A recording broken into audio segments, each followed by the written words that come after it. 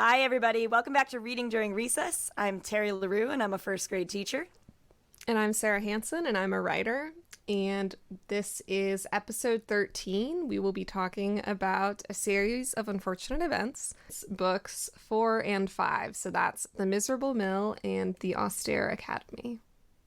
Two of my favorites. Oh, I'm so excited. Yeah, me too. We're going to jump into The Miserable Mill first, which was published in April of 2000 by HarperCollins, written by Lemony Snicket, and the fourth book in this wonderful series.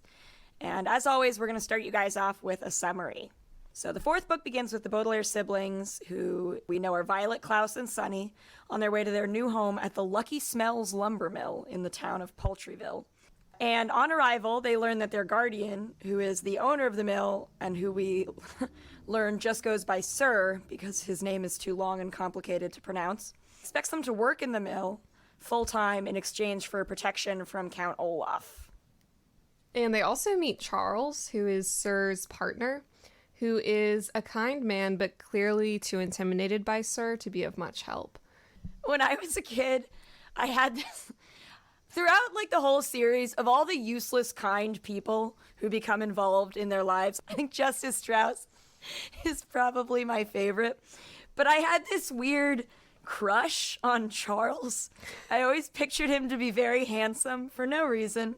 He's described as being tall and wearing a blue vest. And I just really latched onto that.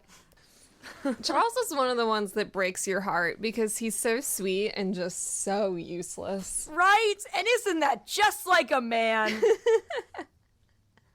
It's also super interesting because they never really in the book clarify what they mean by partner. They're obviously... I know! I didn't think about that until this reading, but he irons his shirts. Yeah, they're definitely business partners, but there's also for sure a implication that they might be lovers. It's unclear, but we'll talk about this when we get to The Book Was Better, but in the Netflix series they're definitely heavily implied to be in a relationship.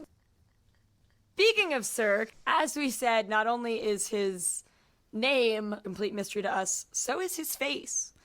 When we first meet him, he's described as having this huge cloud of cigar smoke concealing his face at all times. And Lemony Snicket, who narrates the books, tells us, the Baudelaires never saw it, I never saw it, and you'll never see it either.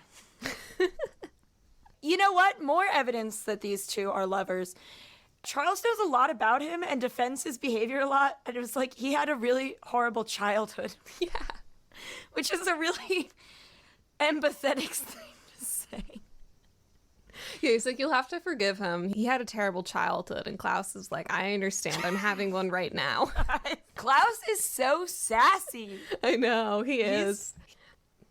So Charles is very proud of the library that they have on premises at the lumber mill, even though the library only has 3 books. One is the Poultryville Constitution, one is on the history of the mill, and one is donated by Dr. Georgina Orwell, the local optometrist who works in an eye-shaped office building that looks exactly like the tattoo on Count Olaf's ankle, and her office is very close to the lumber mill.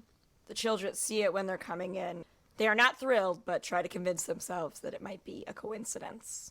And that evening at the mill dormitory, the Baudelaires befriend the optimistic employee Phil and learn that the workers are paid only in coupons and that they are given just 1 meal a day as well as gum for lunch.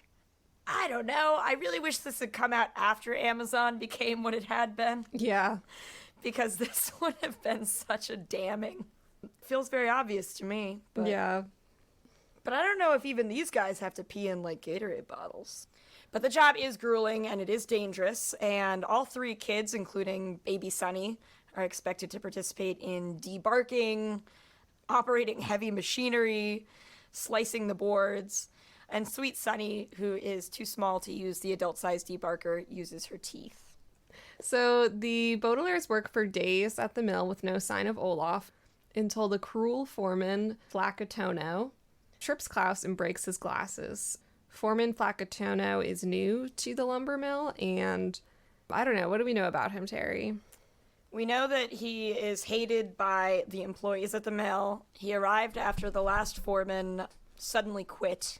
He is described as being clearly bald, but making an effort to conceal his baldness with a wig that looks like large white worms, which is really hard to picture and really unpleasant.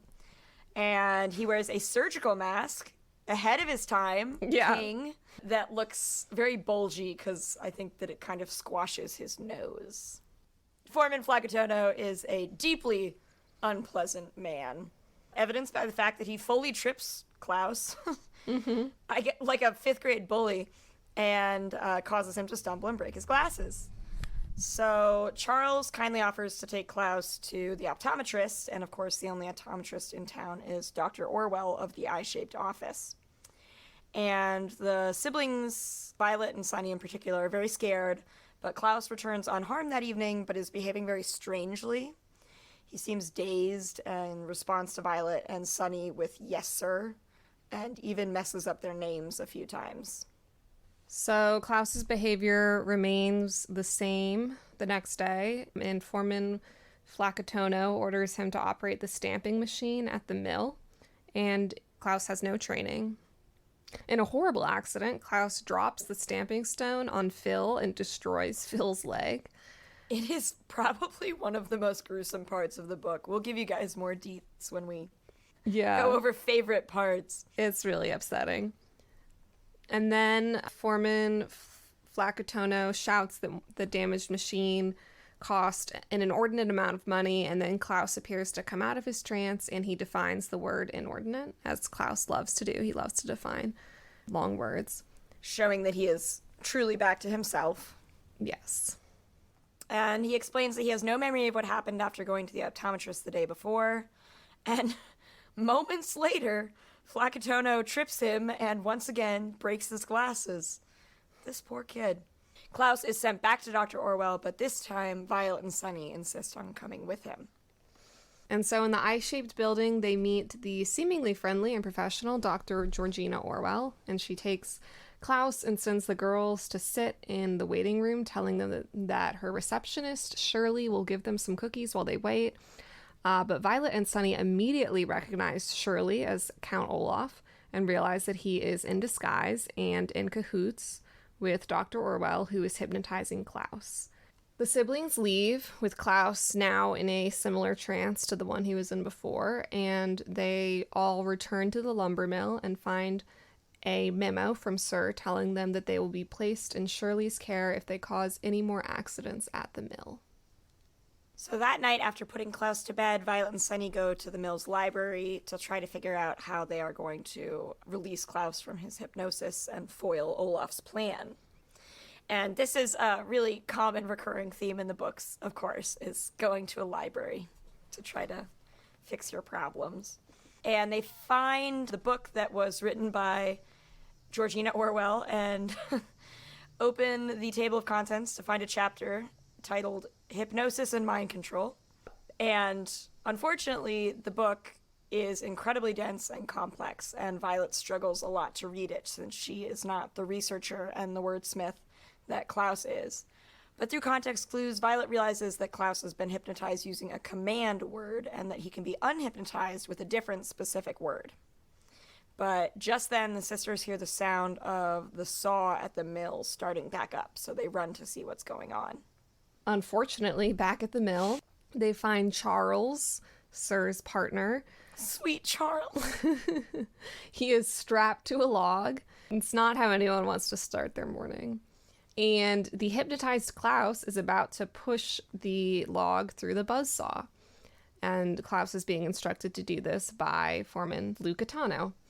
And so the girls go back and forth with him using the command word Lucky to influence Klaus. They realize that Lucky is the command word, but they still don't know what the word will be to unhypnotize him.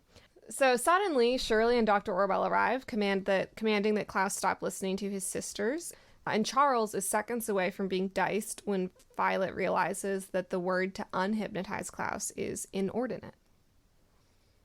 So Klaus becomes unhypnotized, but Charles, of course, is still tied to a log that is in the path of a running buzzsaw. Things get very exciting very quickly. Dr. Orwell, who carries a cane, unsheathes it to reveal that it is actually a sword, and she and Sonny duel. And it's Orwell's sword versus Sonny's teeth in one of my favorite parts of the book. And meanwhile, Violet is grabbed by Shirley and Flucatono, leaving Klaus to save Charles, which means that he now needs to step into Violet's shoes and invent a device. And he comes up with something similar to a fishing rod that casts a piece of gum. And if I'm understanding this correctly, the gum moves the whole log. Yeah, it must be some pretty strong gum. Yeah, it's a little unrealistic. But you know what? I'll allow it.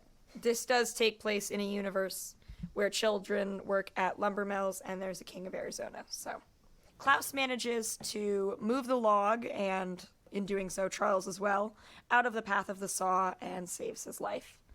And in that moment, Mr. Poe and Sir entered the room and startle Dr. Orwell, who takes a step backwards right into the path of the spinning saw. Woo! I love that part. Me too. It's one of the very rare satisfying moments where a villain gets defeated. And it's the first one where nobody dies. Well, she dies, doesn't she? It's no one we care about dies. Oh, yeah. Oh, yeah. She definitely dies. Oh, no. She's dead. No, it's the first one, because I was trying to remember it before I started rereading it, and I was convinced that Charles dies, because I remembered that he gets trapped to the log, and just because it's very formulaic, with the rest of them, I thought I remembered that he had been killed, but he is not. He is saved, and instead it's Dr. Orwell who steps into a buzzsaw, which is an amazing image. I'm sorry, I know I shouldn't sound so, excited about it, but it comes, completely out of nowhere, because all of the books are depressing, but none of them are quite as vicious as this one. Yeah. I mean, this book is written for, 9-year-olds. Yeah, this is one of the most disturbing ones, I think. So the whole crew winds up back in Sir's office, where Shirley, who is, of course, Count Olaf, tries to claim that she and Foreman Flucatono were also under hypnosis, and try to convince Sir to hand the Baudelaires over to her. But when Mr. Poe asks Shirley to reveal her ankle as proof that she is not Count Olaf, Shirley and Flucatono reveal themselves to be Olaf and one of his henchmen, specifically the bald man with the long nose. And they throw a book through the window and escape. So, claiming that the Baudelaires are too much trouble, Sir tells Mr. Poe that they are no longer welcome at Lucky Smells Lumbermill, and that's where the book ends. That's so sad. I know. All right, so this is definitely one of my favorites of the series because it really is, honestly, just the most gruesome. Yeah, I think it's definitely not the most depressing because, as I said, I think it has the happiest ending out of all of them. But in terms of just sheer bloodshed. Yeah, I think it's definitely the most violent. I 100% I guess the Carnivorous Carnival, though, is actually... Ooh, the Carnivorous Carnival is extremely violent. That's true. But before we jump into anything else, let's dig a little bit deeper into some of our favorite parts. I did want to share with you guys the scene where Phil is crushed by the stamping stone. He's in the middle of telling Violet and Sonny about how they need to look on the bright side when suddenly... Crash! Ah! Phil fell to the floor in mid-sentence, his face pale and sweaty. Of all the terrible noises to be heard at the Lucky Smells Lumbermill, this one was the most terrible by far. The thunderous stamping sound had been cut off by a wrenching crash and a piercing shriek. The stamping machine had gone horribly wrong, and the huge flat stone had not been brought down where it was supposed to be brought down, on the bundle of boards. Most of the stone had been brought down on the string machine, which was now hopelessly smashed, but part of it had been brought down on Phil's leg. And then Foreman Flucatono moves the stone, and everyone crowds around to see the damage. The cage part of the string machine was split open like an egg, and the string had become completely entwined and entangled. And I simply cannot describe the grotesque and unnerving sight. The words grotesque and unnerving here mean twisted, tangled, stained, and gory of poor Phil's leg. It made Violet and Sonny's stomachs turn to gaze upon it. And then, of course, the incredible Phil says, "Well," he said, "this isn't too bad. My left leg is broken, but at least I'm right-legged. That's pretty fortunate." Do you want to talk about Sonny's duel with Dr. Orwell. So yeah, one of the weirdest parts of the whole book is Sonny getting into a duel with Dr. Orwell. Like we said, Sonny's weapon is, of course, her 4 very sharp teeth, and Dr. Orwell's weapon is a sword, which she wields at a baby. So that's the kind of woman she is. Then Lemony Snicket says, but Sonny, being only an infant, had no sword. And that's honestly on her. She should start carrying one. It's kind of embarrassing. You've been almost murdered 3 times now, so... We're on book 4, please. Actually, yeah, can you imagine how much quicker this series would have been over if someone would just give one of the Baudelaire orphans a sword? Yeah. No, but they wouldn't use it. They'd, like, debate whether or not it was ethical. That is their problem. Yeah. Yeah, so Sonny, being only an infant, had no sword. She had only her 4 sharp teeth, and looking Dr. Orwell right in the eye, she opened her mouth and pointed all 4 at this despicable person. There is a loud clink noise that a sword makes when it hits another sword, or in this case, a tooth. And whenever I hear it, I am reminded of a sword fight I was forced to have with a television repairman not long ago. Sonny, however, was only reminded of how much she did not want to be sliced to bits. And Sonny, I think we can say she wins that duel because she's not the one who ends up sawing the mill in pieces. No, she sure doesn't. But, on the subject of this book being, a little bit gruesome, Dr. Orwell is ready to go there. On page 175, Klaus manages to save Charles from the buzzsaw, but when Sonny turned to look, Dr. Orwell saw her chance. With a swing of one of her big, ugly boots, she kicked Sonny to the ground and held her in place with one foot. Then, standing over the infant, she raised her sword high in the air and began to laugh, a loud, horrible snarl of a laugh. I do believe, she said, cackling, that there will be an accident at Lucky Smells Lumbermill after all. Yeah, she is terrifying. She was gonna spear her. For no reason either. Sonny is by far the easiest Baudelaire to catch. Yeah. And probably the worst one, because it will take Sonny the longest to come of age, and ideally you would get Violet if you were gonna have one of the 3. But, don't put Sonny out of the running so quickly. Yeah. And it's so awful when she kicks Sonny to the ground and holds her in place with a foot. Yeah. Sonny is an infant. Yeah, Right there in front of God and everybody. Dr. Orwell is one of the most evil people that we encounter, and she also gets very, very, very little backstory in the books. Like in the Netflix series, they elaborate on her and give her more of a backstory, but in the books, she's basically just this, maniacal sociopath. Or, I don't know if that's the right word. But, and she's not in disguise like everyone else who he works with. She doesn't appear to have been part of Olaf's life at any point before this. She's just an eye doctor. Not to be dismissive of her medical training. Not just an eye doctor. She's also a sociopath. But she also gets, as we've said, probably the best death in the entire series. Oh, and one of my other favorite scenes is, literally so short, it's one line. I really love the character of Phil, the eternal optimist whose leg gets mauled. Mm-hmm. And even more so at the end, when there is the possibility that the workers might rise up and overthrow Sir, when Phil mentions as they pass in the office while the Baudelaires are on their way out.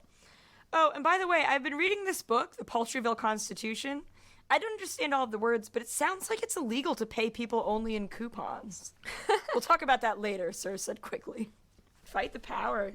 Which I love that, they didn't know that was illegal. Yeah. I always felt like the implication was just sort of that they had no other options. Yeah. But I love the idea that they've been going through life guess this is it. Yeah, can we talk a little bit about the premise of the lumber mill? Because it's super weird. They all live there. They all live there. It has a dormitory. They're not really allowed to have visitors. Phil says at one point that no one has knocked on the door in 10 years. Yeah. Implying that all of them have just been at the lumber mill for 10 years. Right. They only get one meal. Gum for lunch. Yeah, they have gum for lunch. They only have one meal a day. And as we said, they're paid only in coupons. No money. Which Charles doesn't know. He doesn't? No! Charles at one point comes by and gives the So first, Charles doesn't even know that the kids are working at the lumber mill. Yeah. And then when he finds out, he's like, oh my God, like, we'll put a stop to this. And then Sir is like, no, we won't. And Charles is like, oh, I guess we won't. And then he's kind, if useless, and swings by the dormitory at one point and is like, I got you guys some beef jerky. And they were like, oh, awesome. We'll share this with the rest of our impoverished coworkers. Mm-hmm. And Charles is like, oh, that's real nice of you, but I don't know if they'll need any because they got a coupon for beef jerky last week, so they probably bought a ton of it. He just doesn't know. It's my favorite premise because it's worse than being paid in anything else. Yeah. Because coupons explicitly require money to use. Yeah, the working conditions, it kind of feels like an allegory almost. Feels a lot like 1984. Yeah. With Georgina Orwell next door. Mm-hmm. But Wild. It's a nightmarish existence, and we can only hope that Phil uses his good leg to kick Sir to the ground. And we take do, what's theirs. Spoiler alert, we do meet Phil again in another book. Do you remember? We do? I forgot about that. Yeah, he's in the Grim Is he in the Grotto. hotel? No, he's in he's in the Grim Grotto. Yeah, he's in the submarine. So now it's time for our favorite segment. And now a word from us kids. We will be sharing some reviews that were written by kids for kids posted on the Dogo Books website for The Miserable Mill. Twilight 04 said, the book is so sad, but amazingly impressive. It's like impressive, but the first word is empress. I really recommend this book, but I do agree with the 10 and up because some kids couldn't handle. But I love Lemony Snicket's books. He has outdone himself. Cute. Some kids can't handle. I don't know if you guys remember Lawsy 123 from our last episode, but Lawsy was very distressed by what was going on in books 1 through 3. And she's back for book 4. She left another one-sentence review for us. She says, it is horrible what their caregiver does to them. And you know what? She's right. Yeah. I love how she's just reading these, just keeps reading them, even though they frighten and upset her. It's true. It's succinct, and it's about the plot of the whole series. Yeah. So, honestly, we could apply this to books 1 through 13. Yes. But A&M says, spoiler alert, when the guy was in the log cutting machine, I couldn't stop reading. This is a very miserable one indeed. The guy's in the log cutting machine for like 3 pages. He is really in the log cutting machine. And you really don't know. No, like, you when don't. I was trying to remember how it ended, I was pretty sure we lost him. Yeah. He gets damn close. It's implied they get the soul. And it's also a very touching scene. Mm-hmm. It's very emotional because the Baudelaire orphans really love all the people in their lives who do fuck all for them. And they really do care about Charles. And they're terrified that they're about to lose him. And when Klaus manages to save him, Charles looked at Klaus and his eyes filled with tears. And when Sonny turned to look, she saw that Klaus was crying too. Oh. You ready for the next? You want to read the next one? Yes. Meanwhile, Addison says, I have not got to read it yet. But that is the next book in the series that I'm going to read. So I hope that it is great and that one character named Count Olaf gets a whole lot nicer and stops trying to steal a kid's fortune. But from what I know in the book so far, that probable will never happen. We got a Phil over here. We got an optimist. Yes. I love that. I really thought she was going to say, I hope that Count Olaf gets captured and apprehended. But no, she goes the extra mile. I hope Count Olaf is rehabilitated and released back into society. Also, I love the number of kids who call him Count Olaf. It's a really Gets me common every misspelling time. on the internet, Count Olaf. So on the subject of the Miserable Mill, we wanted to continue our conversation that we had in episode 12 about gender in the book. I found this interesting article written by Tyson Pugh. Terry, any chance that name rings a bell for you? No, should it? So Tyson Pugh is a scholar of medievalism. Oh my gosh! And he wrote a textbook that Terry and I used in college in one of our classes. I forgot. Which one was it? I think it was just called Medievalism. Was it the blue one? Yeah, so that was fun. So Tyson Pugh is a medievalist scholar, and he wrote an article that was published in Children's Literature in 2008, and his article was called, "What Then Does Beatrice Mean? Hermaphroditic Gender, Predatory Sexuality, and Promiscuous Illusion in Daniel Handler / Lemony Snicket's A Series of Unfortunate Events." And so in his article, he talks about the various ways in which gender and sex and sexuality are talked about or hinted at or implied in the books. And one of the things he talks about is the way that the series dismantles traditional expectations of gendered behaviors for boys and girls. For example, Tyson Pugh says, when Mr. Poe admonishes Violet for picking a lock, telling her that, quote, nice girls shouldn't know how to do such things, end quote, Klaus defends his sister and argues for a more expansive view of female activities.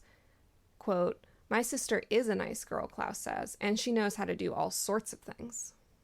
These scenes, and the ones similar to them throughout A Series of Unfortunate Events, liberate the Baudelaire children from constraining constructions of masculinity and femininity. So, like, one example of the way that Snicket kind of deconstructs these traditional constructions of gender is in The Miserable Mill. He refers to a hypothetical situation of someone's brother's dollhouse, you know, and that's not the only time when he talks about boys playing with dolls in the books. Gender roles in the series are additionally undermined through the reversals of gendered norms that have already been reversed. Violet may be coded as somewhat masculine due to her inventing skills, and Klaus may be coded as somewhat feminine due to his inveterate reading, but their respective tendencies in regard to gendered activities do not limit their potential to act in new ways.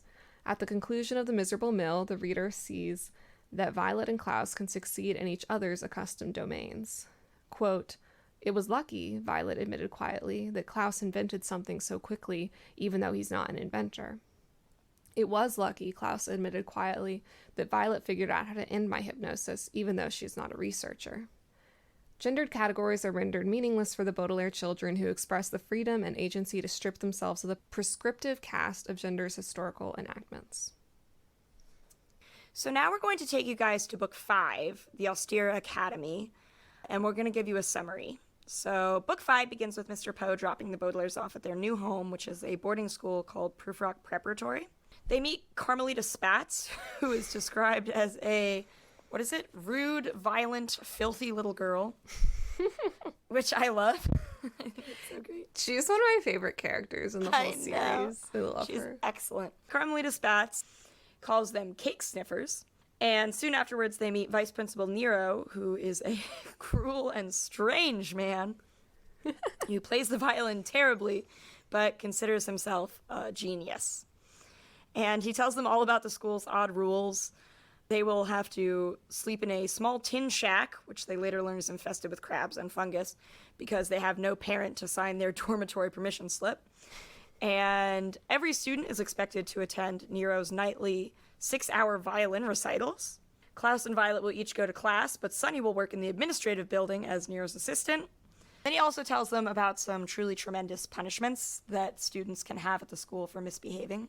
For instance, if they miss one of his 6-hour violin recitals, they'll be forced to buy him a bag of candy and watch him eat it. If they are in the administrative building, which students are not allowed in, they will have their silverware taken away from them. And if they are late for meal times, they will have their hands tied behind their back and will need to eat their food like a dog. And this leads to one of my favorite exchanges in probably the entire book, where he's telling them that since nobody can teach a baby anything, Sonny will have to work for him in his office. And he tells all 3 of them, if either of you are late for class, or if Sonny is late for work, your hands will be tied behind your back during meals. You'll have to lean down and eat your food like a dog. Of course, Sonny will always have her silverware taken away because she will work in the administrative building where she's not allowed. I love that. Oh, and he tells them meals are served promptly at breakfast time, lunchtime, and dinner time. And if you're late, on the dot. And if you're late, you're in trouble. Yes. Oh, I forgot. No, it's if they're late for class, they have their hands tied behind their back. If they're late for meal times, we take away your cups and glasses, and your beverages will be served to you in large puddles. I love this. I think that this book is probably one of the most absurd. Yeah. Would you agree with that? Oh, yeah. I think it's the most absurd. Which is why it is, of course, in my opinion, the funniest and the best. It's one of the funniest not just in terms of one-liners, although it does have some really funny one-liners, but also just conceptually and plot-wise. I think, like you said, it's one of the funniest because it's just so bizarre. So the children leave the administrative building, and I believe does he make an exception for them about having their silverware taken away? Yes, because it was their first day. Yes, that's right. But he's like, don't let it happen again. Yeah, except, of course, unless you were Sonny.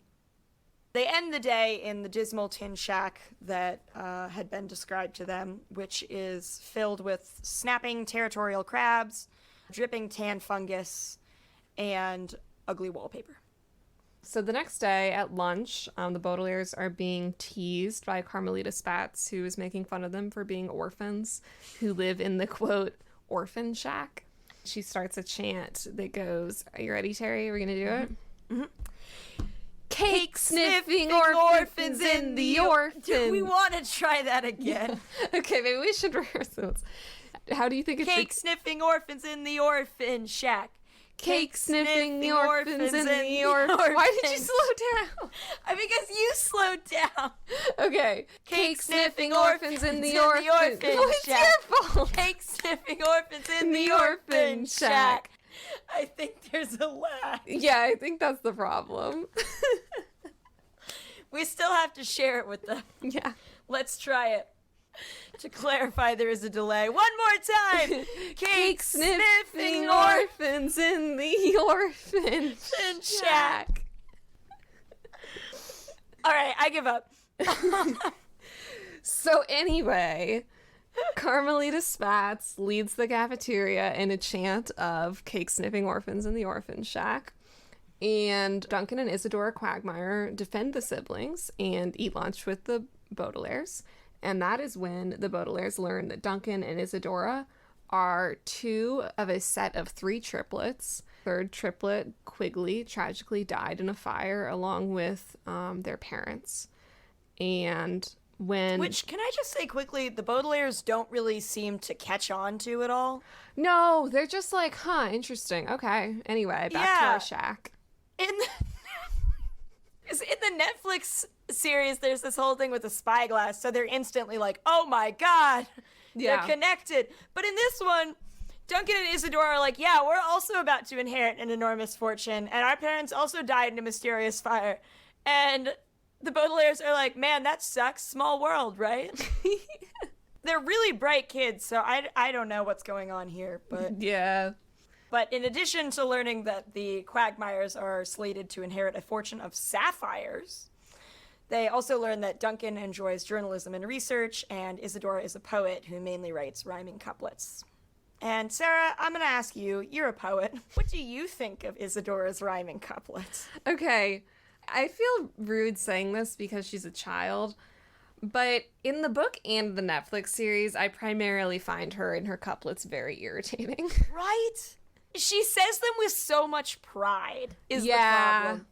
And everyone is, and by everyone, I mean their only friends, the Baudelaires, are like, wow, that's really good.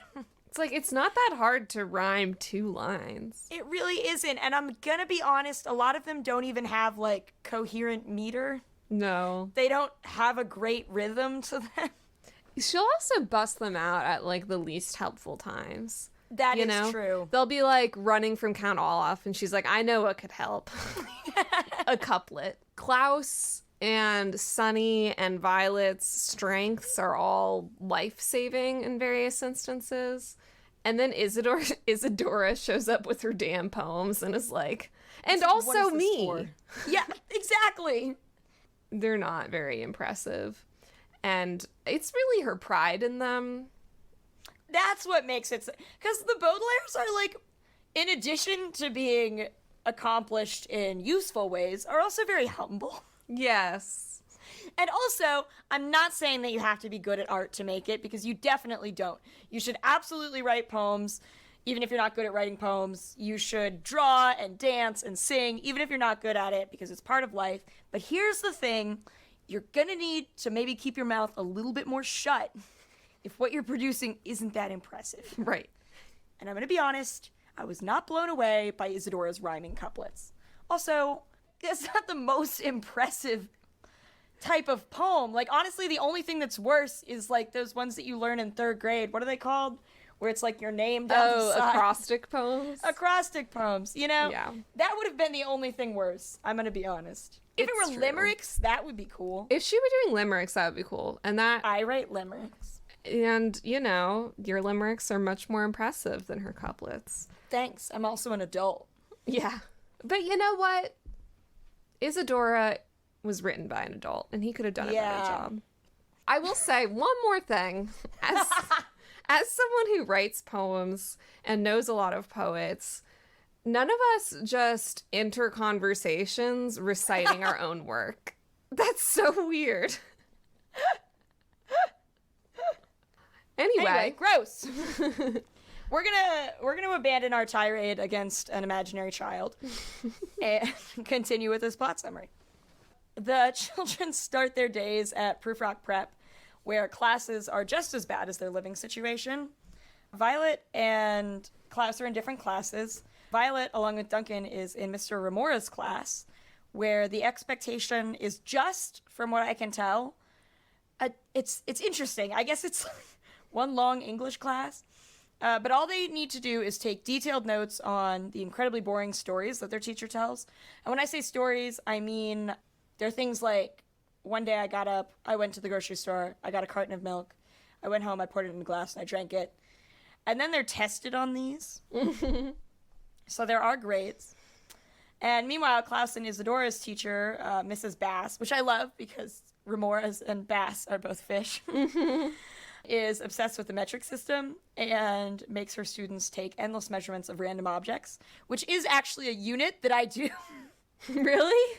For 1st grade. I mean, we measure, and I have this box. It's like the measurement box, but they're really excited about it, but they're 6. And also, it's not all year, and it's not all day. Yeah. And it's also not and you the don't have metric to system. memorize the measurements. Yes, and it's not the metric system. Meanwhile, Sonny is being forced to not only staple all of Nero's paperwork and answer the phone, which are jobs and materials made for adults, but she also has to make her own staples. Oh, yeah. I love that. Very dangerous. And there's also no weekends at Prufrock Prep.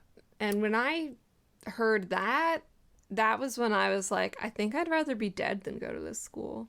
Life is hellish, but the good thing is that it can always get worse. Yep. So after the first week, Count Olaf finally arrives, and this time he's claiming to be the new gym teacher, Coach Genghis.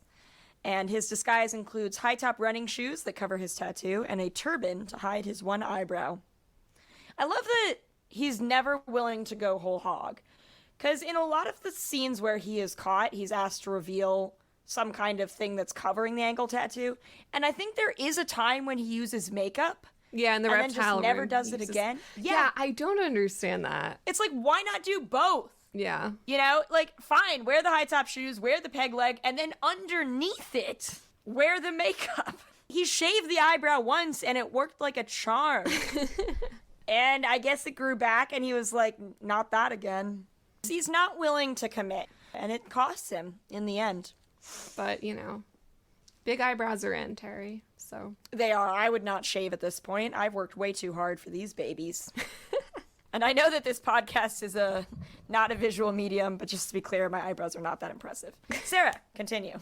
Oh, sorry, now I'm just picturing Count Olaf, like, on, like, a Glossier Instagram ad.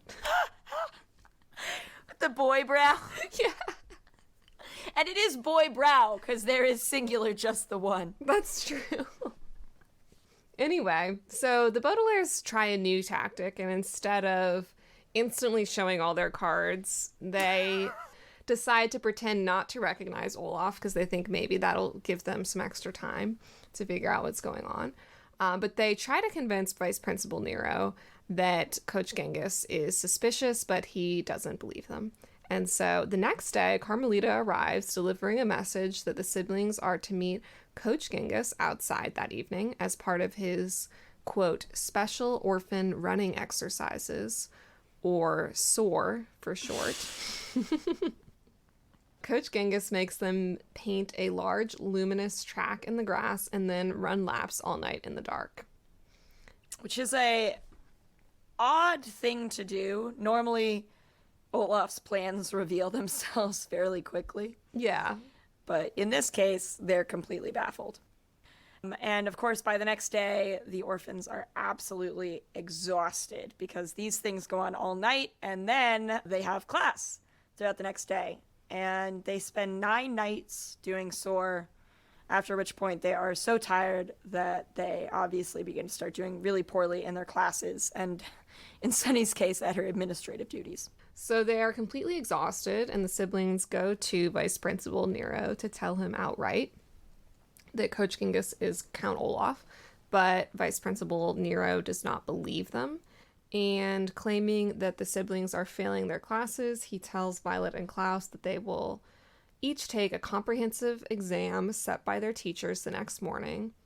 And Sonny will have to produce a huge supply of homemade staples. And if the students fail, then they will be expelled from the school and handed over to Coach Genghis, who has volunteered to be their guardian.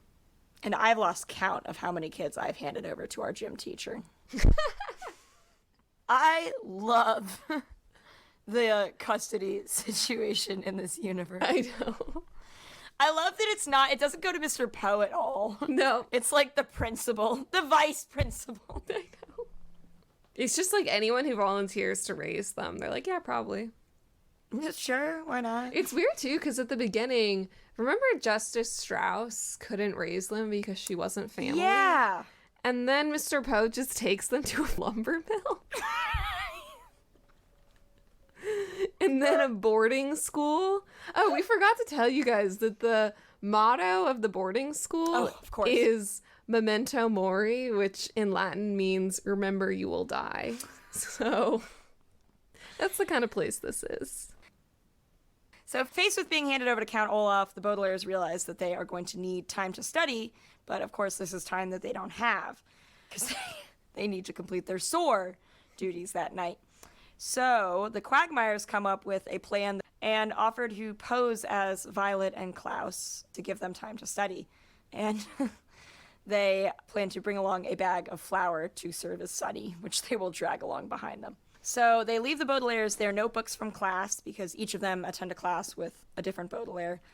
And they decide that Klaus will read the notebooks aloud while Violet and Sonny make staples.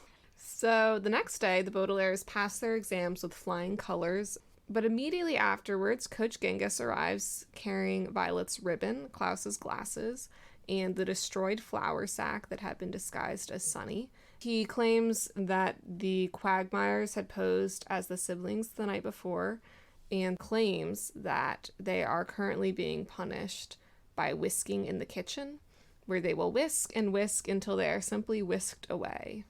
Very ominous. I love that line. I know. It's probably the coolest thing Olaf ever says. Yeah. So Nero expels the Baudelaires because he says that they cheated by pretending to be 2 places at once. And just then, Mr. Poe arrives with bags of candy that the siblings owe the vice principal. To be clear, they owe him these candies because they've missed all of his violin recitals. While they were doing school-mandated SOAR activities. That's right. When the Baudelaires insist that Coach Genghis remove his shoes and turban, Olaf instead, surprisingly, just runs away. Which he does at the end of every book, but normally not this fast. But what he forgot is that he's been beefing up these orphans for the last week and a half. Yeah, so they can run. So now that the orphans are truly jacked, they pursue him, and Violet and Sonny manage to pull off his turban and his shoes, which of course reveal his one eyebrow and the tattoo on his ankle. At this time, they suddenly realize that the 2 white-faced women, who are 2 of Olaf's hench women, and who had been posing as cafeteria workers, have captured the Quagmires and are forcing them into Olaf's car. And Klaus manages to reach the car just in time to hear Duncan try to tell him what he and Isadora had learned about Olaf from their research in the library. But he only has time to throw Klaus their commonplace books, which they keep all their research in, and Isadora keeps her poems in.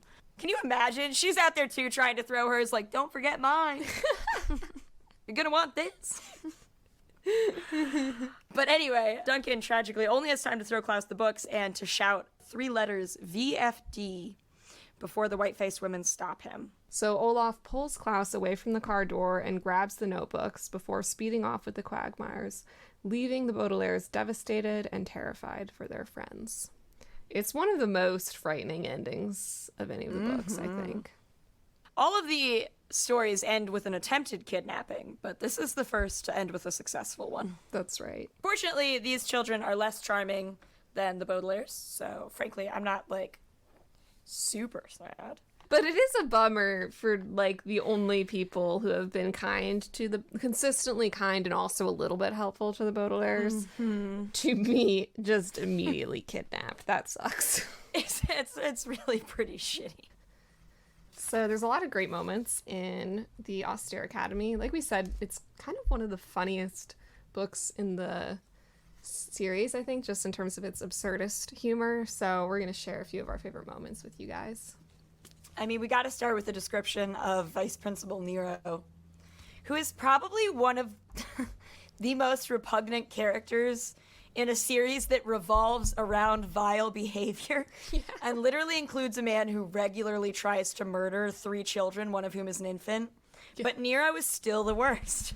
Yeah, he's just so awful. Because his awfulness is not, unlike Count Olaf, it's not motivated by anything. Like, Count Olaf's awfulness is motivated by greed.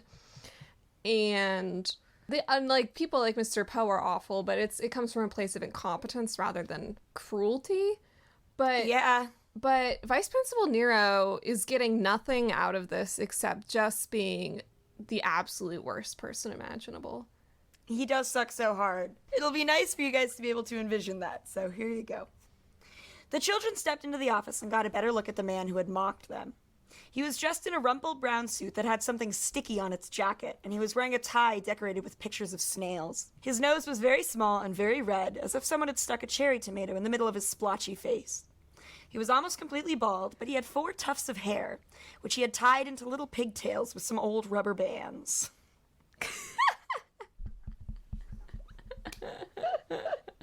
Oh, the Baudelaires had never seen anybody who looked like him before, and they weren't particularly interested in looking at him any further. But his office was so small and bare that it was difficult to look at anything else. I just love that his tie had pictures of little snails. Right? On a different person, that could be very fashionable. Right. None of those things on their own are deal breakers, except for maybe the rubber bands. I'm sorry. The cowardice of the Netflix version for not including the rubber bands. I know, right? Although I do think Nero is very well cast and excellent in the Netflix series. He's so unlikable. Sarah, you got any more for us? Yes. Lemony Snicket likes to give us little explanations of idioms, and in chapter 3 he tells us about the phrase making a mountain out of a molehill. So he tells us, the expression making a mountain out of a molehill simply means making a big deal out of something that is actually a small deal, and it is easy to see how this expression came about. Molehills are simply mounds of earth serving as condominiums for moles, and they have never caused anyone any harm except for maybe a stubbed toe if you were walking through the wilderness without any shoes on. Mountains, however, are very large mounds of earth, and are constantly causing problems. They are very tall, and when people try to climb them, they often fall off, or get lost and die of starvation. Sometimes 2 countries fight over who really owns a mountain, and thousands of people have to go to war and come home grumpy or wounded. And of course, mountains serve as homes to mountain goats and mountain lions, who enjoy attacking helpless picnickers and eating sandwiches or children. So when someone is making a mountain out of a molehill, they are pretending that something is as horrible as a war or a ruined picnic, when it is really only as horrible as a stubbed toe. And so we get that whole explanation, and then he explains why he is telling us about this. He says, when the Baudelaire orphans reached the shack where they were going to live, however, they realized that Vice Principal Nero had not been making a mountain out of a molehill at all when he had said that the shack was a dismal place. If anything, he had been making a molehill out of a mountain. It was true that there were 3 bales of hay instead of beds, and there was absolutely no fresh fruit in sight. But Vice Principal Nero had left out a few details in his description, and it was these details that made the shack even worse. And these details are, of course, that the shack is infested with small crabs scurrying about the wooden floor. And so there's some fungus growing from the ceiling. that is light tan and quite damp, and every few seconds, small drops of moisture fall from the fungus with a plop. Also, each tin wall was bright green with tiny pink hearts painted here and there as if the shack were an enormous tacky Valentine's Day card instead of a place to live. Like, the flora and fauna of this world is just never explained. No. They're not Why are there crabs? Also, I was just thinking this as I was reading. So Nero is Vice Principal Nero. We never meet the principal. Right? Nor is there ever any even acknowledgement that there is a principal. Nope. Like, he is in charge of the school, Vice Principal Nero. It's amazing. But there is reference to something much more important than any living person, animal, or thing. And that is the lunch at Prufrock Prep. Please, dear listeners, allow me to take you to page 39. Several years before this story took place, when Violet was 10 and Klaus was 8 and Sonny was not even a fetus, the Baudelaire family went to a county fair in order to see a pig that their Uncle Elwyn had entered in a contest. Why don't they ever get to live with Uncle Elwyn? Excellent question. Thank you. I have many good questions. The pig contest turned out to be a bit dull, but in the neighboring tent there was another contest that the family found quite interesting. The biggest lasagna contest. The lasagna that won the blue ribbon had been baked by 11 nuns and was as big and soft as a large mattress. Perhaps because they were at such an impressionable age, the phrase impressionable age here means 10 and 8 years old respectively, Violet and Klaus always remembered this lasagna, and they were sure they would never see another one anywhere near as big. Violet and Klaus were wrong. When the Baudelaires entered the cafeteria, they found a lasagna waiting for them that was the size of a dance floor. It was sitting on top of an enormous trivet to keep it from burning the floor, and the person serving it was wearing a thick metal mask as protection, so that the children could only see their eyes peeking out from tiny eye holes. And then, after receiving their lasagna, the orphans walked further down the line and helped themselves to green salad, which was waiting for them in a bowl the size of a pickup truck. Next to the salad was a mountain of garlic bread, and at the end of the line was another metal-masked person handing out silverware to the students, who had not been inside the administrative building. This just sounds like Olive Garden to me. Right? Like, have you ever ordered the tour of Italy at Olive Garden? Because that's essentially a dance floor size platter. I could happily dig into this meal. Yeah. They had this me sounds at Mountain amazing. of Garlic Bread. Yeah. The only good thing about Prufrock Prep. Now I need to Google the actual world's largest lasagna. I'm doing it right now. Thank you. All right. The world's largest lasagna was baked in Poland, and it weighed 4,865 kilograms, which is the same as 5.29 tons. Wow, you know who'd have loved to measure that in the metric system? Get Mrs. Bass to Poland ASAP. The dish the lasagna filled measured 25 meters, 82 feet, by 8 feet and 2 inches, that's less impressive, and contained 5,511 pounds of pasta sheets, 1,763 pounds of mince, I guess that's meat. I thought you said mince with a T, like peppermints. Ew. And then you know who couldn't eat the lasagna? The Baudelaires. That is correct. 109 gallons of white sauce, 109 gallons of tomato sauce, 881 pounds of mozzarella. Oh my god. Oh, ew, there were peas in it. What? This is why you This is Polish lasagna. Yeah, sorry, Poland, you're canceled. If you Google world's largest lasagna, the picture looks fucked up. Can I see? Yeah, it's like mostly green. Green? Oh, are these peas? Oh, it's just covered in peas. Oh my god. Sarah, look. What? Those are peas. That's Peas not- and carrots. That's not a lasagna. I'm Googling Italy's largest lasagna. But see, no one in Italy would ever be like, we have to make the world's biggest lasagna. You know, It's just not. You should search New Jersey's largest lasagna. You're right. You're right. That's the perfect blend of Italy and Poland. There's a 50-pound, 60-layer lasagna in Fairfield. That's good. We dare you to eat it. Okay, NorthJersey.com. This is much better. No peas, no carrots. Oh my god, it's so tall. It's taller, I get the impression, than it is anything else. Why which is it so intimidating. tall? The main problem here is that no one has done a good lasagna Prufrock Prep style. And if you are listening, please, I am begging you to Google world's largest lasagna and look at the picture, because it looks like algae on like a I thought it was pond. like a natural. I thought I was looking at the Earth. No. Stick to pierogies, guys. Lemony Snicket is really good at picking a bit and sticking to it. Yeah, he is. And taking it just as far as it needs to go. And that is one way that his books are, I mean, obviously they're novels, but they also have something in common with, like, stand-up. Yes. Like in a good stand-up act, you know, you'll get a joke maybe 10 minutes later or 5 that references back to the joke from earlier, and there's something really satisfying about that, and Lemony Snicket does the same thing. You'll think he's forgotten about this bit, and then he'll bring it back. So one in this book that he does is he talks about stalks of celery. So at one point, Violet says, "If we're lucky, Vice Principal Nero will play something quiet at tonight's concert, and we can sleep through that as well." And then Lemony Snicket says, "You can see, with that last sentence, just how tired Violet really was, because 'if we're lucky' is not a phrase that she, or either of her siblings, used very often. The reason, of course, is quite clear. The Baudelaire orphans were not lucky. Smart, yes. Charming, yes. Able to survive austere situations, yes. But the children were not lucky, and so wouldn't use the phrase 'if we're lucky' any more than they would use the phrase 'if we're stalks of celery,' because neither phrase was appropriate. If the Baudelaire orphans had been stalks of celery, they would not have been small children in great distress.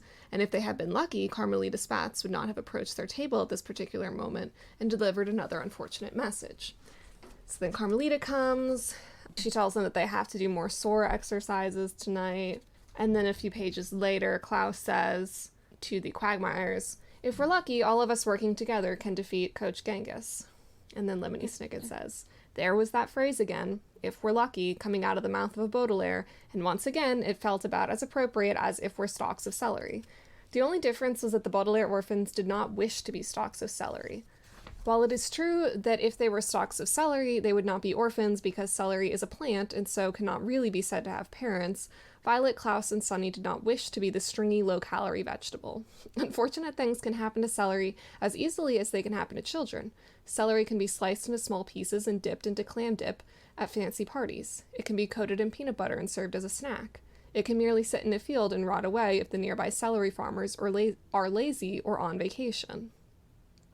All of these terrible things can happen to celery, and the orphans knew it, so if you were to ask the Baudelaires if they wanted to be stalks of celery, they would say, of course not. But they wanted to be lucky." So good. I know. So this book is one of the first to start putting heavy references on secrets that we will find out the answers to, and actually in most cases not find out the answers to throughout the series, but we'll see more reference to. At one point, Duncan and Isadora are talking about the research that they've done on Count Olaf, and they say, "We figured that Olaf must have been an evil man even before he met you," Duncan continued. "So we looked up things in old newspapers. But it was difficult to find too many articles because, as you know, he always uses a different name. But we found a person matching his description in Bangkok Gazette who was arrested for strangling a bishop but escaped from prison in just 10 minutes. That sounds like him all right," Klaus said. "And then in the Verona Daily News," Duncan said, "there was a man who had thrown a rich widow off a cliff. He had a tattoo of an eye on his ankle, but he had eluded authorities. And then we found a newspaper from your hometown that said," "I don't mean to interrupt," Isadora said, "but we better stop thinking about the past and start thinking about the present." What the fuck, Isadora? I don't mean to interrupt, but I have another couplet. Shut up! Because you know we were about to get some news about the fire. Yeah, that is so annoying. All right, so now it's time for And Now a Word from Us Kids, Part 2. So here are some reviews from Dogo Books written by kids for kids about the Austere Academy.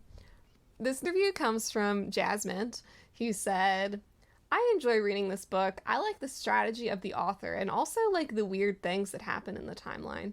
Although Principal Vice is a bad guy, I think in his deepest heart, he's the cutest person that brothers Baudelaires can meet. Even when they eat shrimps with their hands, they still have food." There's more, hold on. "Touring orphan guys not always has to be like evil, torturing like Principal Vice does. he every day give a recital for 6 hours. Everyone can hear how the violin strings are suffering. The sound is not bad, it's really bad. Hope the author can keep writing about them. Love the book. 4 stars. I think this is one of my favorite reviews we've ever read. I think that this is almost certainly written by an English language learner. Yes. I do want to say that. So sometimes English language learners will come up with really interesting ways to say something because they're not as familiar with like our cliches or our more pat phrases. And so I really love the way that it's very poetic, the way that she describes everyone can hear how the violin strings are suffering. That personification of the violin strings as being alive and suffering, I think is so brilliant. I love that. It is really terrific. I do have questions about Nero being, quote, the cutest person. Yeah, what? The brothers Baudelaires can meet. I'm sure they're going for torturing orphans. Does not have to be like evil. I get that. Mm-hmm. So they're saying you don't have to use evil torture methods. You can give a recital for 6 hours. I think that's great. Also, when do the Baudelaires eat shrimps with their hands? I don't recall that. Wait! They're talking about when they remember when they went to the river with their family and they had sweet and sour shrimp. That's right. Very good, Jasmine. Good details. It's great.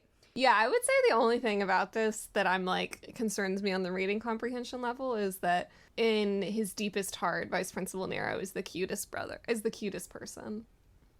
Sarah, Principal Vice. Oh yeah, Principal Vice is the bad guy. And I think in his deepest heart, he's the cutest person. What? Literally, Sonny is right there.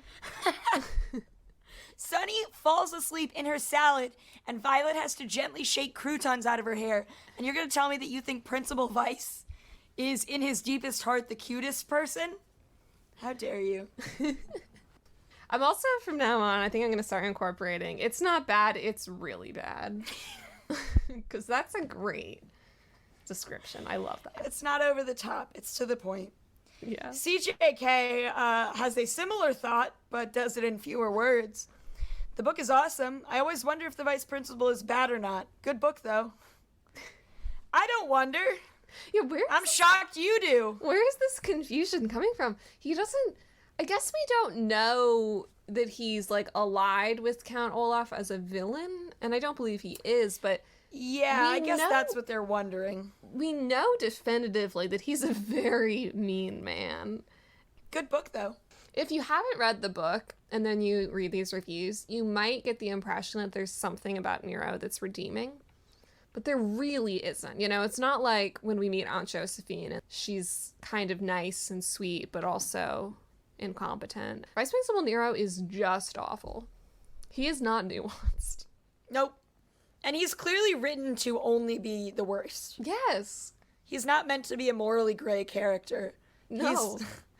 The man has a tie with pictures of snails on it, which in this day and age could be considered cottagecore, but in 2003 could only be meant to represent villainy. All right. Do you want to read the next one or do you want me to do it? I can certainly try. All right. Whew. Fire J says, Violet Klaus and Sonny Baudelaire have gone through the worst, capital W, events in their lives. Their guardians have been no help, neither have their fortune manager, Mr. Poe. One of their guardians, parentheses Count Olaf, wants to get his hands on their enormous fortune, but has failed to do so. In this book, Count Olaf, in one of his disguises, tries to steal them and their new friends Duncan and Isadora Quagmire. This book contains interesting facts and unknown people. This series was a real true story based book. It has bright sides to it, but mostly dark sides. It's really addicting. The rest of the series is unknown where they lie. 5 stars. Very ominous ending. It's true. I have no idea where they lie. I'm not even sure what that means. No. I do think that I have questions about this series being based on a real true story. What story? I mean, some of the names are clear allusions, but I don't think that this book is based on Genghis Khan. I could be wrong. it kind of harkens back to one of our reviews in the earlier episodes, which said that the book is very sad because some orphans in the world are treated in this cruel fashion. So I think we have some confusion about the line between fiction and nonfiction with this series, but that's all right. So this last one, first of all, let's start with the name because the name is great. Cute Hermie said, all caps, "I loved it!" Exclamation point, exclamation point, exclamation point. Truly into adventures, ... Violet, Cloud, and Sonny is really like the best type I love. Type I love is hyphenated, so it's one word. Type I love. Exclamation point, exclamation point, exclamation point. OMG! Exclamation point. I just hate Uncle Whatever. 5 stars. This is what the adults who read TTYL thought was going to happen. Yeah. OMG, I just hate Uncle Whatever. All right. So I found this article in conversation with one of the ones that we talked about in the last episode. This one is called Lemony Snicket's A Series of Unfortunate Events, Daniel Handler and Marketing the Author by Kendra Magnuson. And it was published in Children's Literature Association Quarterly in spring 2012. And she responds to one of the criticisms that you'll remember our man Bruce Butt had in the last episode.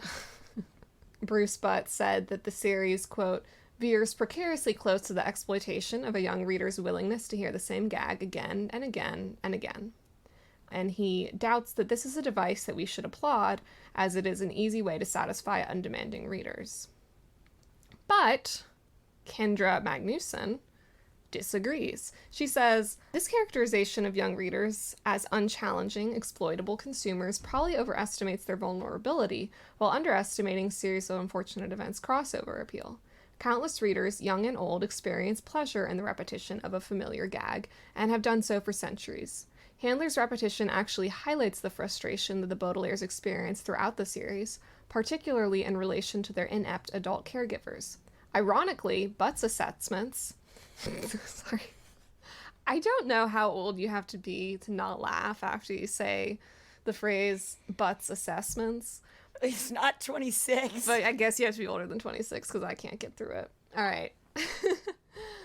Ironically, Butt's assessments, like those of so many of the adults who appear in Series of Unfortunate Events, underestimate young readers' critical capacities. By contrast, Handler's acknowledgement of children as reflexive agents undermines the popular constructions of childhood. Handler's series offers a compelling contrarian commodity that appeals to many readers, young and old. Well said. Yeah. Terry and I kind of tried to make this argument last episode, but we're not as... We did it worse. Yeah, we're not as good as Kendra here. But yeah, I agree. I think that if all 13 books had the exact same plot structure, then yeah, that would get old. But it's really only the first 6. They veer off pretty wildly at 7. Mm-hmm. And as we've said, even within the first 6, again, by book 4, they're being raised by a lumber mill.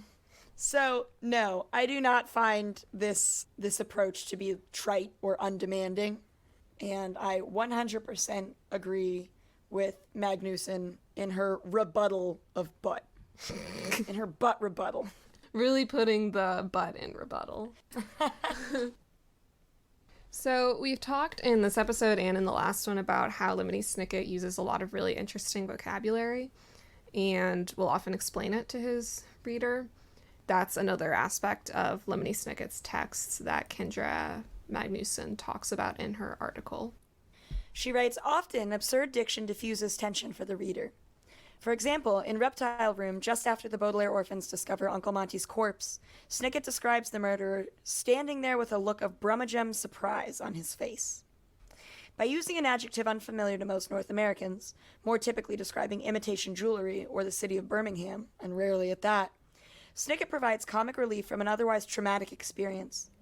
He then explains that brummagem is a rare word for fake that even Klaus didn't know. When the word is again deployed 10 pages later, its notably awkward and out-of-place character once again relieves pressure, this time from the anticipation of a confrontation. He stomped over to where Mr. Poe was standing, but halfway there the children saw his face change from one of pure anger to one of brummagem confusion and sadness.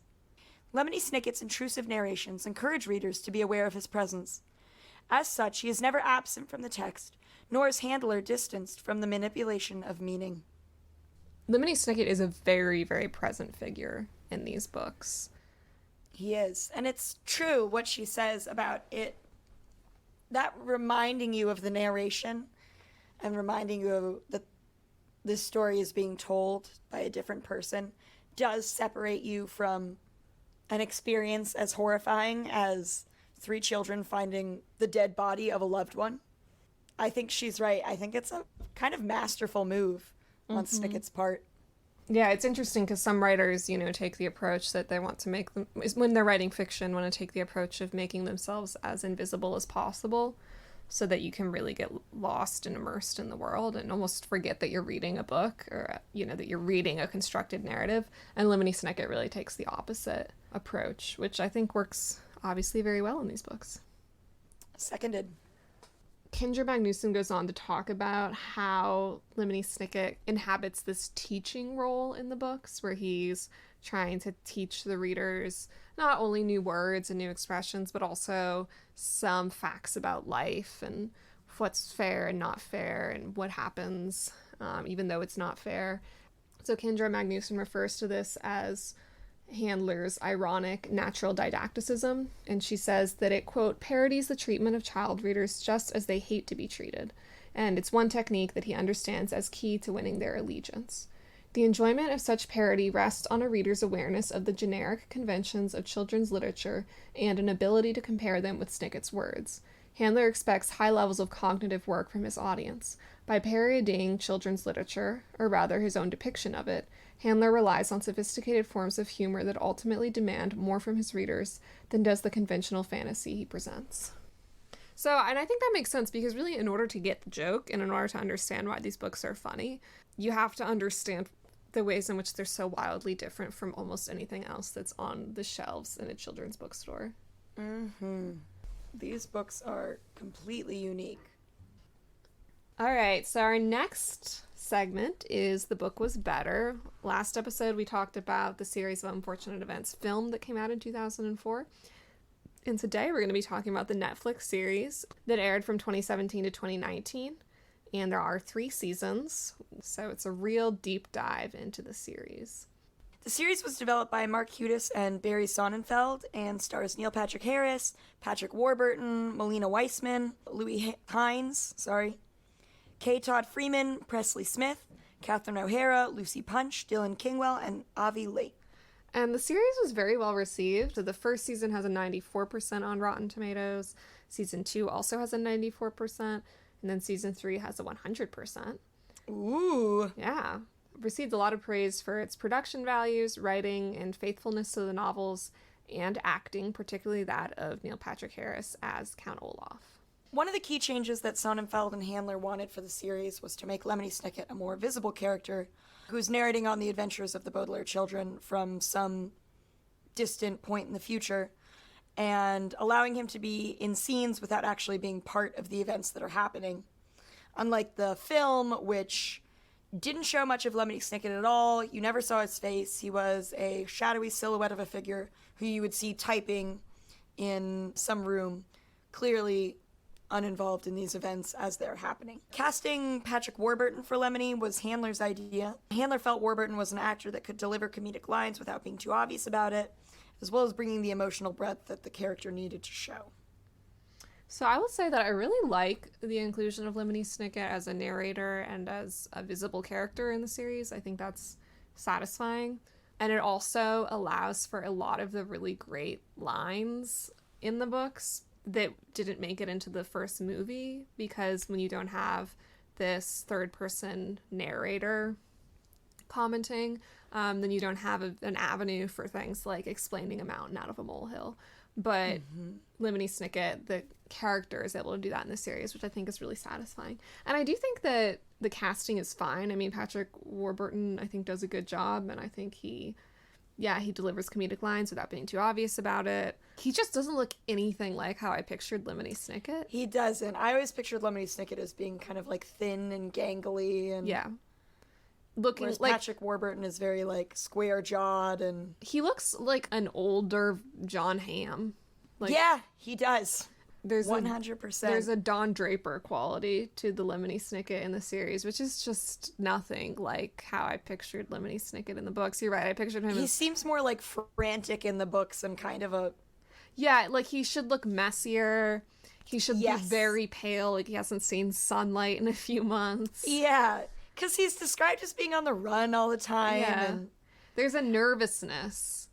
Yes. And an anxiousness that just isn't conveyed at all in the way that they It's true. cast him. Which is not to say that Warburton doesn't do an amazing job, because he absolutely does. Yeah. But it's true. It's just not quite how I pictured it. Yeah, so I will say, too, that I do think that the decision to make it a Netflix series, that's a much better medium for this than film. Mm-hmm. You know, the first film felt kind of cramped and rushed in a way that the Netflix series doesn't. The Netflix series actually, in many ways, expounds on the books. Like, there's more plot, actually, in the Netflix series than there is in the books, especially in the early episodes, because we don't get introduced in the books to VFD until book 5. But in the Netflix series, there's hints of that much, much sooner. I mean, Klaus finds the spyglass in the first episode, and that spyglass kind of becomes a symbol of VFD and the secrets that they're trying to find. So the storyline feels more thought out, I guess, for lack of a better word. Because when I read these early Series of Unfortunate Events books, I don't even know that Daniel Handler knew that this secret society was going to end up being really important, you know? Yeah. And so the Netflix series almost acts as like a revision of his idea and allows for a lot more foreshadowing, which makes it more satisfying. Although I would say that the added structure and through lines in the series make the plot more satisfying because it feels more thought out and more cohesive. But it also, in my opinion, lessens like the disordered chaos and the postmodernism of the books because the series makes more sense. You know, You're right. It's true. It's still ridiculous. It removes a lot of the concerns that we have about VFD, because when we are first introduced to the idea of VFD in the books, we don't know anything about this organization. We don't even know that it is an organization. We don't know if it's good or bad. Exactly. And that, I think, is an important plot point in the series and helps lead into what is sort of one of the main themes of the series as a whole, which is the question of morality and its many gray areas. And I think that the Netflix series misses a little bit in that, because we're introduced to VFD so early on, and they are clearly a force for good, and that they're working to protect the children, that a lot of that uncertainty and tension is removed in that regard. Yeah, I completely agree with that. I think that the Netflix series is a lot less frightening than the books, because you know from the beginning in the series that there's a network of adults who are working to protect the Baudelaires and children like the Baudelaires, like the Quagmires. You don't know that in the books. Actually, we never really find that out, that anyone has been working behind the scenes to try to protect the Baudelaires. You really get the sense that they are completely and 100% on their own, which is a lot more terrifying. Exactly. And also, I will just say that, like, if VFD is really working to protect the Baudelaires, they're doing a really shit job. Like, how hard can it be? Oh my god.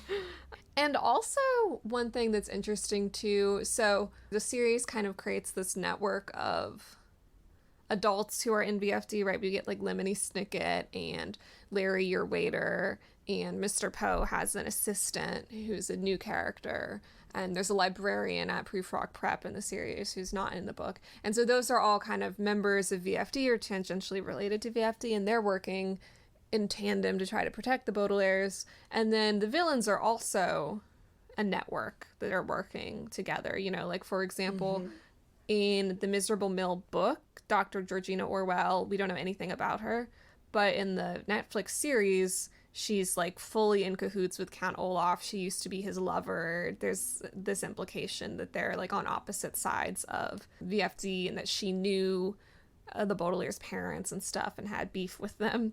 And so I also think that kind of makes the bad people a little bit less terrifying, because they're not just evil and hating these children for no reason, but they're like united towards a cause, which is presumably getting the Baudelaires' fortune. And so knowing the evil, knowing the nature of the evil, makes it less frightening. That's a really good point. There are so many adults who are introduced in the show who just really have no part in the books. And it makes me wonder if it's in part because the show is for adults. Mm-hmm. I have no idea. But there are many added characters, and I 100% agree with Sarah that I think that knowing that all these people have the Baudelaire's best interests at heart and are out there moving around and are competent in a way that Mr. Poe and Aunt Josephine are not, it doesn't fit with the original tone of the book, I feel. Yeah. I don't think that it makes it a lousy standalone show, because it's absolutely not. But I do think that it is kind of missing that particular terrifying aspect of the books. Yeah. And part of that could also be that I consumed the series as an adult and I read the books as a kid. Yes. If I were to watch this series when I was 10, I might find it terrifying. I don't know. That's a really good point. But I do think that the casting is, like, overall really, really spectacular. I think all the kids do a great job. I think Carmelita Spatz in book 5 is amazing. Carmelita is played by Katana Turnbull, and she does an amazing job just being an absolute menace. So irritating. And I think that Neil Patrick Harris as Count Olaf is great. I will say, though, that the only thing about it that rubs me the wrong way is that you can tell that Neil Patrick Harris is really talented. And Count Olaf is supposed to be a terrible actor. And so Neil Patrick Harris will occasionally, like, sing or do performances. Or do fairly convincing accents. And it just isn't like Count Olaf, because Count Olaf is not supposed to be talented at all. So that's one thing about it, too. And I will also say that I think that neither this nor the movie really capture how terrifying Count Olaf is. Because, like, Count Olaf is funny, for sure. But I would say he's more scary than he is funny in the books. I agree. And in the series, I think he's way more funny than he is scary. It's true. And one thing about the series that's really fun is that it does incorporate more original music. Count Olaf sings some of the songs, which is fun. But again, he's a good singer. So it's like... Yeah. I mean, again, as a standalone show, it is really terrific. It's really, really special to see a book that you loved so much as a kid get such a thorough, thoughtful treatment. Yes. Because so often adaptations are disappointing. That's why this segment is called The Book Was Better, right? But I think that this is something that really, really benefits from, like, long-form storytelling. It wasn't made to be films, and I'm really glad that it's got a chance to be a series. Movies have natural endings in a way that the book series doesn't really. Right. That's why it lends itself, I think, so well to episodes. Mm-hmm. It's because every book ends like an episode. It ends with a cliffhanger and an expectation of more to come. And it makes perfect sense to film it as a series rather than as a movie. Because the books have no end, and the series doesn't really have an end. So it's, as a movie, it is pretty unsatisfying. This is all true. I also love that they chose for every book, even the short ones, to break them up into 2 episodes. Yes. Except for actually the last book only gets 1 episode, but I think that's okay. But all the other books are broken up into 2, and I just love the time that gives them to delve in and really give a lot of the details that would ordinarily be cut. So someone else who really liked the Netflix series is Anna Leskiewicz. So she wrote an article in the New Statesman that was called How a Series of Unfortunate Events Went from a Children's Book to a Postmodern Masterpiece. She wrote this after the first season came out in 2017 about how the Netflix series had particular resonance given the current social, political, cultural climate. A series of unfortunate events are books for children plagued by a sense that the world really is relentlessly terrible. When you're a child, says Handler, if you begin to sense that the entire world is a strange performative sham, you don't lose that sense when you're an adult. Perhaps the world has never felt more like a strange performative sham than in the last year, and unfortunate's combination of incompetent bureaucracies, dishonest press, apathetic adults, and a tyrannical narcissistic villain who absurdly triumphs again and again seems to hit the spot. She read my mind. You got it, Anna. Now I want to take a few minutes to talk about all the allusions because these books are absolutely full of them. So an allusion is an implied or indirect reference to another literary work, historical event, or figure, or work of art. And most allusions are based on the assumption that there is a body of knowledge that is shared by the author and the reader, and that therefore the reader will understand the author's referent. What's interesting about a series of unfortunate events is that usually when you talk about allusions in literature, the success of the allusion is predicated on, like this definition says, that there's a body of knowledge that's shared by the author and the reader, and that the reader will understand the author's referent, because otherwise the allusion is lost on the reader. What's interesting about these books is that I would say probably like 85% at least of the allusions are going to be completely lost on the kids reading them, because they're allusions mostly to literature that kids have not read. We talked earlier about Dr. Georgina Orwell, which is, of course, a reference to George Orwell. And some of the allusions, there's a clear reason for the connection. Like, for example, Vice Principal Nero is probably an allusion to the Roman Emperor Nero, who is said to have fiddled while Rome burned, and Nero's reign is associated with tyranny, extravagance, and religious persecution. And so we can definitely see the similarities between Vice Principal Nero and Emperor Nero. And of course, Vice Principal Nero plays the violin. And Sarah, of course, mentioned Georgina Orwell, obviously being a reference to George Orwell. And this could also have a clear purpose. The idea that Orwell's hypnotizing Klaus could be a reference to George Orwell's 1984, which features the thought police who try to control the minds and thoughts of the citizens. The Netflix series takes this even further by making all the employees at Lucky Smells be hypnotized too. Another allusion in The Miserable Mill is the reference to the hospital that Phil visits. Ahab Memorial Hospital, where he's taken to recover from his leg injury, is almost certainly a reference to Captain Ahab from Moby Dick, who lost his leg in a whaling accident. And the final illustration in The Miserable Mill shows a sign shaped like a pair of eyes that are looking through eyeglasses. And it's reminiscent of the billboard of Dr. T.J. Eckelberg in The Great Gatsby, F. Scott Fitzgerald's novel. Yes. And the Netflix series actually makes a more direct allusion to The Great Gatsby in the dialogue. Oh, really? Yeah.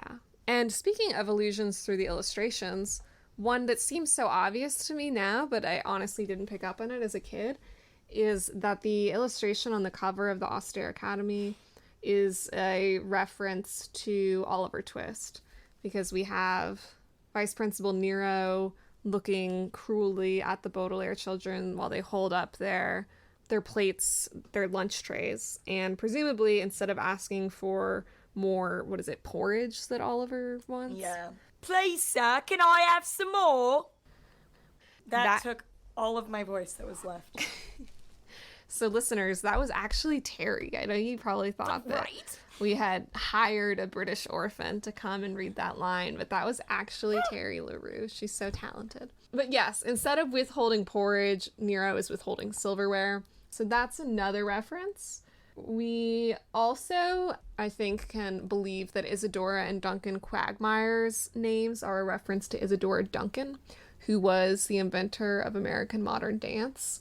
And she was strangled to death in a freak accident in France when her long flowing scarf became entangled in the wheel of the car in which she was riding, which is horrifying. Coach Genghis is obviously a reference to Genghis Khan, and there's a really great moment also in the Austere Academy when Isadora mentions that she writes poetry, and Sonny shrieks, "Sappho!" And Sappho was a lyric poet in ancient Greece. And of course, I completely missed this as a kid. Sonny actually has a lot of cute little dialogue moments that I think kids will largely miss. At one point, Isadora apologizes to her for something, and Sonny says something that I'm sure as a kid I read as denada or something, but is clearly denada. No problem in Spanish. Prufrock Preparatory School is most likely an allusion to the love song of J. Alfred Prufrock by T.S. Eliot, which is a very famous modernist poem that was published in 1915.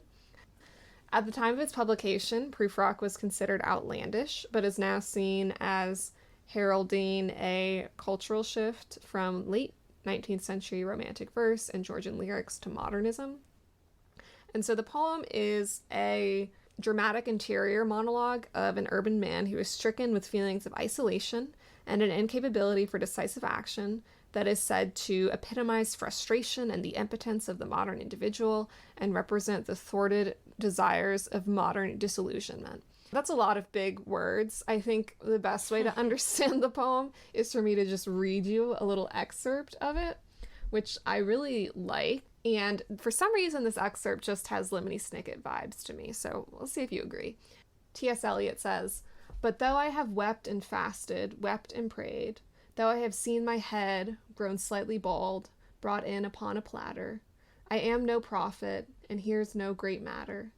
I have seen the moment of my greatness flicker, and I have seen the eternal footman hold my coat and snicker, and in short, I was afraid." Ooh, I love it. Yeah. So I don't know, something about the word... I wonder if it's just the word snicker. I think it's the word snicker, and it's also like the menace, and the feeling that one is getting older and one is in danger, and it's pretty despairing, so... Yep. All of that. A lot of the absurdity that we get in these books, you can see a lineage of that in some of the references. So that's not an exhaustive list of the allusions, but I'm exhausted, so so we're going to put a pin in that discussion and talk about Beatrice and some of the other allusions in future episodes. Any lessons we can think of? People in charge do not always have your best interests in mind, and not all rules are worth following. Yeah, actually, that is a really great point. I feel like the whole Austere Academy in particular is kind of like lampooning bureaucracy and academia, and this idea that there are rules that need to be followed for no good reason, just because they're rules or because some tyrant in charge has decided. You know, the fact, for example, that like the Baudelaires can't stay in the dorm because they can't get a permission slip signed by a parent or guardian is just like so stupid. And what they're learning in school is absolutely useless. You know, I think you can kind of read what Klaus and Violet learn in school as like a metaphor for drilling kids for standardized tests or stuff, you know? Yeah, I can definitely see that. I guess the lesson is fight the power. Hell yeah. And workers should organize. Yeah, talk to other people, figure out what the people at your place of employment are making. And if you realize that you are all making coupons, then kill someone. Yeah. And ladies, if you find out that the men are making more coupons than you, you should file a lawsuit because equal coupons for equal work. And children, if you find out that you are working at a lumber mill, that should be illegal, so maybe look into your rights. Go check out the Poultryville Constitution from your local library. Yeah. You can't miss it. It's one of 3 books. All right, is it time for a rating? So I've got to go for 2 ratings here because although the series as a whole to me is always just going to be a 10 out of 10 in my heart, individual books strike more of a chord with me than others. And while I love book 4, it's definitely not my favorite out of the series, even though it is the goriest, which I appreciate, which is why I'm going to give it 8 out of 10 coupons for beef jerky. Yeah, I think The Miserable Mill is great, but it's one of my, probably, if I had to rank them, one of my least favorites in the series. I think I've always found the hypnotism just a little bit of a stretch too far in terms of the rules of this universe. So I would give that one a 7 out of 10 coupons for beef jerky. Actually, no, my coupons are for buy 2 banjos, get the 3rd free. On the other hand, the Austere Academy, book 5, might be my favorite out of the series as a whole. If I were one of those annoying people who rated things out of numbers higher, if I did like an improper fraction, I would do that, but I'm not going to do that because that's obnoxious. And then there are no rules whatsoever, and then nothing is real. Which is why, instead of 11, I am only going to give this book 10 out of 10 territorial snapping crabs. I agree. 10 out of 10 territorial snapping crabs for me as well. Thank you all for listening to another episode of Reading During Recess. We will have future episodes coming out where we discuss the rest of the series of Unfortunate Events books. You can find us on Instagram and Twitter at reading_recess, or you can email us at readingduringrecesspod@gmail.com. Please tweet us or comment on our post or send us emails or write reviews of our show on Apple Podcasts. We love hearing from you guys. And thanks so much for listening. And all you cake sniffers out there, stay reading.